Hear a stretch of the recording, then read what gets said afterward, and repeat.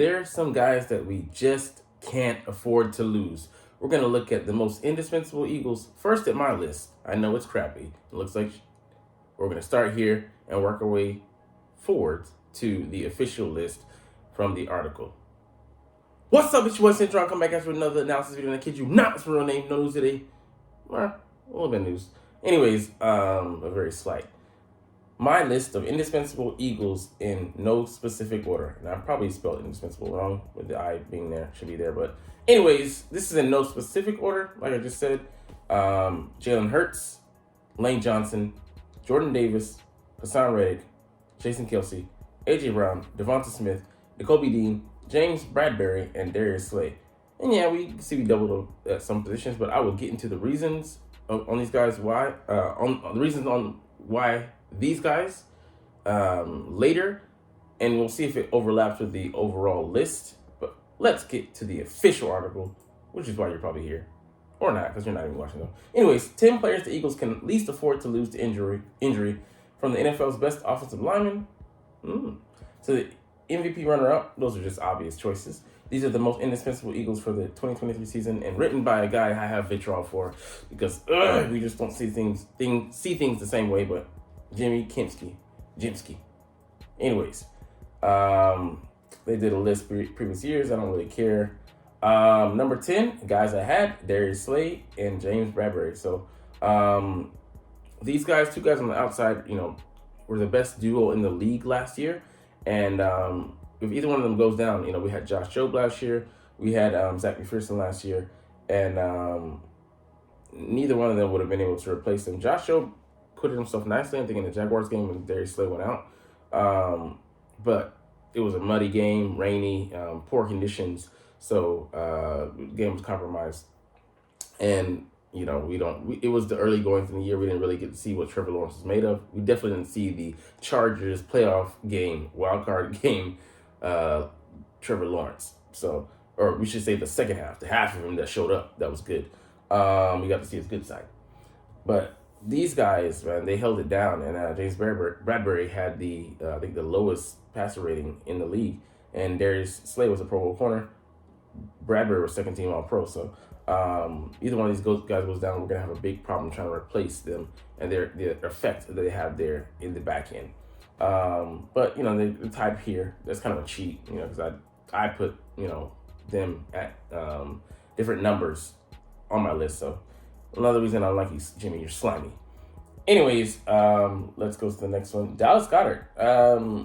I could say definitely. Our offense evolved last year to play without him. And it wasn't always pretty, and we could say that maybe it was it had to do with the quality of teams we faced, that we were able to survive the storm without him. And yes, he's yards per target, and he is on the list of the 10 Crow. Check that video I made this week, but you're not even watching though. So yeah, he is a very vital part of the offense, being like the third fiddle as far as in the pecking order of targets. That being said, we do have Grant Calcaterra, Jack Stahl, that they could hold on to the fort while he would be missing for a short period of time. I would say yes, I put on the list, but I think he's a guy we can survive, make up for his production in other ways, especially having, using the backside of the backfield this year, when we didn't, really make use of that outlet last year, as well as the slot the slot receivers that we have, Olamide Zaccheaus, as well as Quez Watkins. If they play up to their level, Zaccheaus might be a little bit more stable, which is why he could very well steal this starting job as wide receiver 3 from the impressive yet inconsistent Quez Watkins. So we'll see how he plays in game time, because they say he looks sharp. I mean, for me, like good, but not spectacular, and definitely could use some polish in some spots during OTA. So, but yeah, I don't think it's a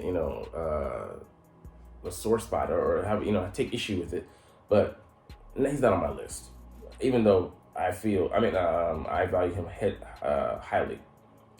Edge, Josh Sweat. I just I think with the presence of Brandon Graham, we would somehow be able to mitigate and survive this. But if we lose two guys at the edge position, we are in deep. But I can say that he is, even now, heavily underrated, even though every year he's gotten incrementally better. And it shows in the sack numbers, but that isn't the end-all be-all measuring stick. 0, 4, 6, 7.5, and then he jumped to double-digit 11 sacks last year. But yeah, getting to the quarterback in fewer than 3 seconds on 8 of them, the guy is a whirling dervish out there on the edge. And like I said, I didn't have him on the list just because I think we would survive, be able to get pressure. It's because we're so deep on the exterior as well as the interior, more so in the interior, and that would somehow be able to make up for it because we have guys like Kentavious Street who could, in a pinch, push him out there to the boundary, as well as Milton Williams. He could moonlight out there a little as well, and we could somehow survive losing a guy like Josh Sweat. But there's some guys that I believe that are just irreplaceable outright, which is why I think some of them will show up on the list later. Jordan Mailata. Oh, man. As is, yeah, I would say we can't afford to lose him. I just didn't have him on the list because it's Jack Driscoll. I think we'd be able to survive. Not prior. The absence of one guy that I already covered on my list, but he just is such a glue. Jordan Mailata, a great player. I think in reality, yes, we would struggle, but it might be survivable because we have 4 linemen, and not excluding him that were all pro or Pro Bowl alternates, and one guy being replaced this year. But I believe he'll be able to come in. Cam Jurgens, I think he beats out Tyler Steen, for the right guard spot, and he'll be able to come in and play at an above average level at the very least. He might even give us shades of Isaac Seumalo. I don't think he's going to be that good just yet, but he certainly has the potential. I think even higher potential than Isaac. Not at that position because he's not at right guard, but that still being said, he could give us high quality of play and snaps there. But Jordan, man, yeah, definitely. When he went out, like there was a noticeable difference, noticeable drop off in that Jaguars game with that that stinger that he had to suffer through until his playing his strength and his shoulder playing strength was up to par. He couldn't really get a solid push, and that limited his acquittal out there on the island. With dealing with those pass rushers, he limited the way he could try and neutralize them. So definitely, man. I think we could survive it, but if he had given me 15, he'd be on the list. I'll give you that, as well as the guy above him. Devonta Smith, yeah, obviously, man. He goes down, we lose that spark. Intermediate guy, he's explosive, he's tough. He surprises you with the sideline acrobatics as well as the acrobatics going up and snatching balls in the air at his size. And like I said, at his with his wire frame, you don't expect him to be able to take hits like that, but he does. And without him, his first rookie year, we'd have been dead in the water. Just with Quez as their sole threat, it'd have been shades of the past and Donovan McNabb-led offenses where we had literally no receiving threat that would week to week threaten a guy. Players stuff in certain games, but man, it was abysmal. It was sad that that Andy Reid didn't provide for him. He could have won a couple Super Bowls, I believe, in a weekend NFC similar to what we have in present day. But man, Devontae gives us a 1-2 punch that man we don't survive the gauntlet of the NFC East, let alone the league, without him. Another guy I have on my list, Hassan Reddick. He just with 19.5 total sacks, 3.5 in the playoffs, and then 16 in the regular season, and 6 forced fumbles. The guy was a freaking force. Single-handedly, in tandem with, all the other guys playing around him. But, getting to the quarterback, he was just a monster at doing that in the 49ers playoff game and the NFC Championship. Man, just a beast out there. He was a guy that, they should have been more wary of and disrespected by, putting tight ends on him and paid the ultimate price. Knocking Brock Purdy out the game and pretty much handing us that game. It would have been a tough battle, but man, he made it so much easier. And like I said, on the fair playing field, would have been affected most likely in the Super Bowl. But I'm still not letting that go to a certain extent. But it is what it is. But man, he was fantastic. He was just a terror for offenses to deal with, man, coming off that edge. And he's versatile. He can drop. They dropped him. He wasn't even rushing him 100% of the time. He dropped into coverage. He can hold his own a bit. But the guy behind him is going to be his protege, and kind of a carbon copy of him, but just faster. Nolan Smith is going to learn from him, and he can handle himself better in coverage. But man, think about those guys being on the same field at the same time. Ugh, gives you shivers. But we lost him, man. We have no real threat out there on the edge, to pressure. That plays to that level and can affect the offense to that degree. AJ Brown, yeah, obviously, man, he had 1496 receiving yards, 11 TDs, 88 receptions. I mean, like, the guy his production was not just underrated, but it kept this offense going. And like, he's a big physical receiver. He draws a lot, coverage, but his physicality, running through the routes, he just kind of like an automatic, 7 out of 10 times, because he can shield the ball away from the guys and outmuscle them for the ball. And it's good on short routes, explosive for a guy his size, 6'1", 6'1", 226, or just built like T.O., but faster and not a diva. This makes all the difference in the world. But man, him leading this receiving core, along with Devonta Smith, kind of hand in hand. The guys play off each other very well. The threat he has, breaking tackles after catching the ball, those short slants and stuff like that, and getting behind the defense, running them off, with certain routes, and the way he uses his leverage routes. Man, when we untracked him deep and then intermediate and deep last year, dynamically changed this offense and opened things up for other guys across the board. So I mean, that's why he's even more of a loss for this offense. Quez could maybe try and imitate what Devonta Smith does, but there's nobody on this roster. Nagata, he's a rookie, undrafted, and he went undrafted for a reason, that could replace AJ Brown's presence nor production. So I mean, that would be a huge loss. That would debilitate this offense greatly. Let's see. Jason Kelce goes without saying, he just is the brains of the operation up front. Adjustments, sliding the line, protections, and stopping blitzes and taking advantage of his athleticness and his athletic ability in space. Just does it all, man. And this guy snaps the ball and is ready to pass block, hip throwing guys and blowing guys up at his size.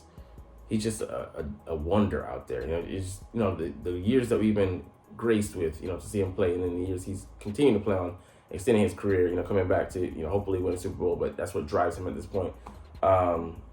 Yeah, man, we'd be dynamically different without him on the offense. Like, if he had retired, if he won the Super Bowl, Steen would be starting, and we'd miss Jason Kelce heavily at times, because, things would just go awry. We'd be like, damn, we don't have that steady hand there. Even with the mistakes that he made at certain spots, very minimally, but, he's hard on himself. He, holds himself to a certain standard, and, man, he's a guy that I love. But, I mean, like, when he goes, it'll be a sad day, because we're losing not just, wealth of knowledge, but a talented player, even in his mid-30s, 35.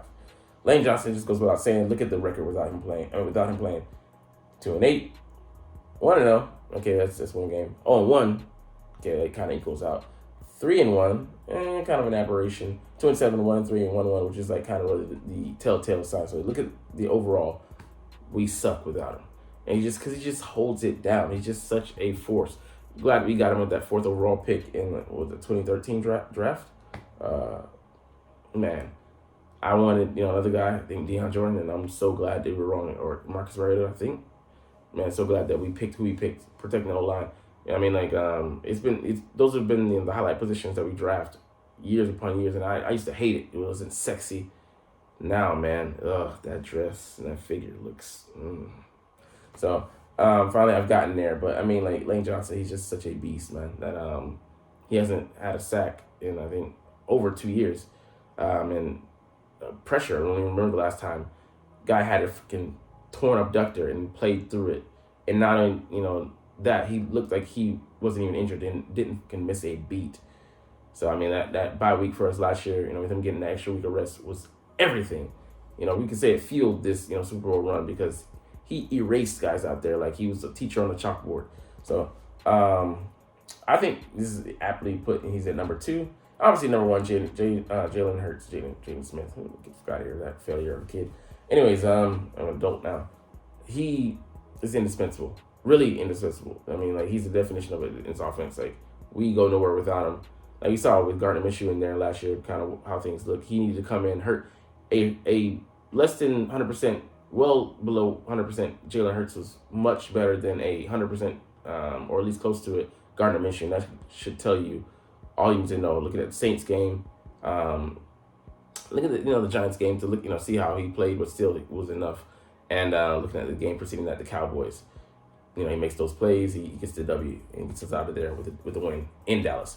But I mean, like, the guy just comes to he comes to play every week. He shows up, he drives this team. You guys play for him. They look to him for maturity. When he's only 24 years old, still getting better. Like, he's the first guy in, last guy out. Embodies what you want in a player, a professional, a warrior out there on the field. And man, it's just he's just wise beyond his years. The owner says he's even more mature than his son, which is, this guy is a billionaire, and he looks to this guy to lead his his team, his investment, and trust the guy that deeply. So I mean, just an amazing guy. So now let's get back to my list and see the guys that didn't make it. I have Jordan Davis here because without him in there in the middle, like our run defense collapsed, and we had to go out and get Ndamukong Suh and Linval Joseph to try and make up for what we lost in Jordan. He was kind of ascending in that Pittsburgh up to that Pittsburgh game, learning more, taking on more, and actually more onto his plate, and more roles, and being using different facets before he went out. And it kind of stalled his progress because he came back and it wasn't the same, wasn't in the rotation as heavily, wanted to be dependent on us heavily, and it just stalled his mental work progress. So but you can't imitate what he does. Such a stopgap, but he's athletic as hell. He runs a 4.78 at his size at 330, 6'6", just a beast. So I mean, like, he can plug in the middle, and if he can really, gap better than he did last year, and like hold guys in place, and then have just a little bit of a pass rush presence, watch the fuck out. But we can't copy. We don't have anybody on the roster that looks like him or plays like him. So that's the definition of indispensable. Nakobe Dean, just by nature, I'm not even speaking to the caliber of player that he is, because we believe he's a smart guy, intelligent guy. Showed us his potential in the Titans game, made 5 tackles, and chiefly that highlight one-arm tackle on Derrick Henry, who brought him down. Amazing. 250 pound back being brought down like that by a guy at 230.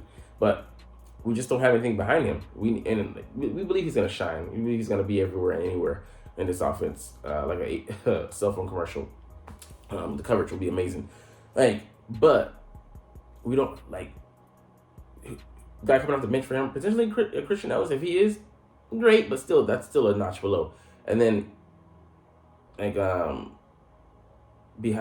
that, yikes, scary, man. So our depth at linebacker is abysmal, and he, it's still a position that especially middle linebacker, you can put 2 corners on there and buttress him, sandwich him, pause with those guys. But yeah, we need him to play to be able to play.